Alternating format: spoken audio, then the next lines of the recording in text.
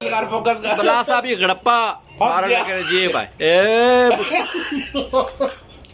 जिंदाबाद वाह जी वाह वाह वाह वाह जी वाह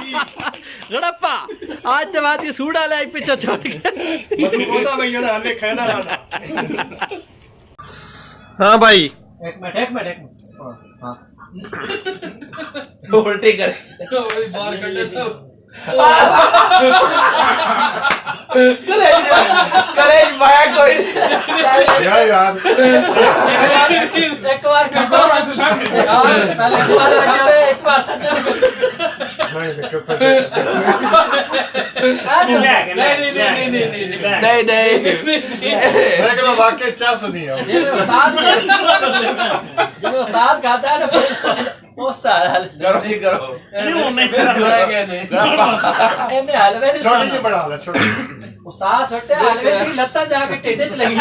ਡਾਇਰੈਕਟ ਸੋਇਆ ਫਿਰ ਬਦਾਮ ਤੂੰ ਖਾ ਲੈ ਗੱਲ ਸੁਣਨਾ ਤੇ ਵੀ ਕਰਬਾਜ਼ੀ ਖਾਂਦੇ ਹੋਇਆ ਕਿ फिर का ये वेख जी ये उस्ताद जी में खाएगा नहीं वे खा के मेरे पैर सड़े ऐसे मारते चले पहले जिम तरक्या से है पहले जिम तरक्या से फिर यार वीडियो बनी तो वही तो दिखे तवज्जो भाई मार का तवज्जो तवज्जो भाई ये गड़प्पा पहले वाला जरा छोटा है लेकिन नया से ਓਏ ਹੁਣ ਹਲਵਾਈ ਪਿੱਛੇ ਇੰਨਾ ਬਚਦਾ